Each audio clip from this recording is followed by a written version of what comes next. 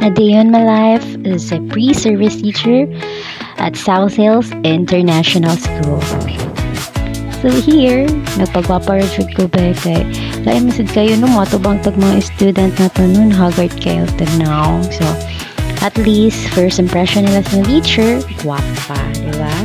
Of course, after pagwapa, nagbook og magsim para mo go na sa South Hills. So here, nagsakay na ko padong sa South Hills around 7:30. And then, tada! Nan ako sa South Hills, guys.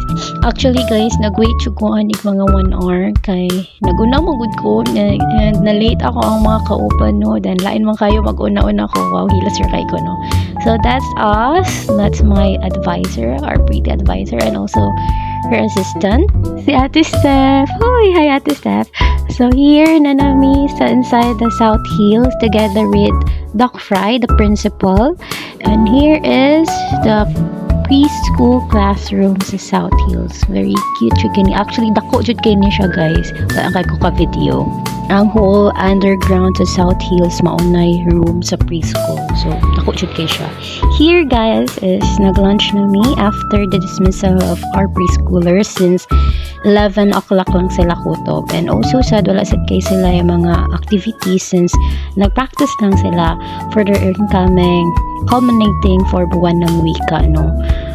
So, after lunch, nakita mo din na nagunting-gunting na ang first ano, kay gisugo mi sa among mentor na magbuhat og flowers para sa decoration sa classroom para ika Friday, which is ang culminating nila, no? O, kita mo tira si auntie, oh, nakikika gapon siya. Gunting na auntie, gunting. Sige, kaya mo yan. Sige, roll over there. O, di ba?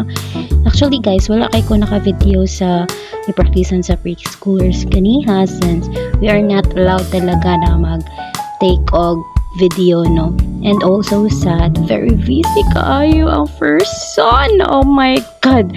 Like, pag-abot syud na mo sa room, niya na din ang mentor na mutabang dayon may, of course, internship man sad may. So, need sad na mutabang jud, no?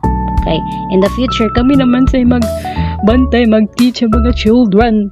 So, mo to left and right jud sila, no? Left and right ang mga gibantayan ng hilak. My God! Nagsigig hilak! Ah! Ganon to the max. So, like, left and right ang cry-cry sa mga babies. So, kami said left and right jud ang muhang na. Kuwang na lang jud mahimo 4 arms. So, no, nakakbus pa ko ganina og baby kay since bago pa siya nagtuno niya. Dili na jud kaya siya hang lawas kay mga mems. Since morning pa sila nag-practice sa ilahang dance, no, para sa buwan ng wika na wala kay sila break. So, that's why gipang kapoy ang mga children, no? Nadito ni Ana na baby, dato sila kabuok niya. Siya na ko na, teacher, I wanna eat my snacks. Said, teacher, I wanna drink my milk, I wanna drink my water, I'm thirsty. Hoy, Diyos ka, si teacher, dili pasad ka, hatagin niyo og snack og tubig, kay bawal pa man mo. Bawal niya na mentor after na sa practice. So, mo to said, si teacher said, niya na said, it's okay.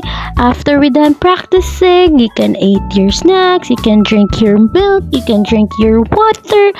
Naka-question jud ko mga memship, sakto akong gikuha na kurso kay gamay kay pasensya ang first one na nisuda di kurso, ha. Pero nakaingon sa jud ko na nakalagutay ra jud ko sa first session na mo, no, dili ra di ay kuan. Then also said mga cute jud kaayo sad sila, no, wala ra jud sila libog, mapatuo ra jud sad sila nimo. So mao na ni nanakay na mi og jeep kay humana nami sa amo ang first day sa amo ang internship. So, maorito siya, guys. Bye!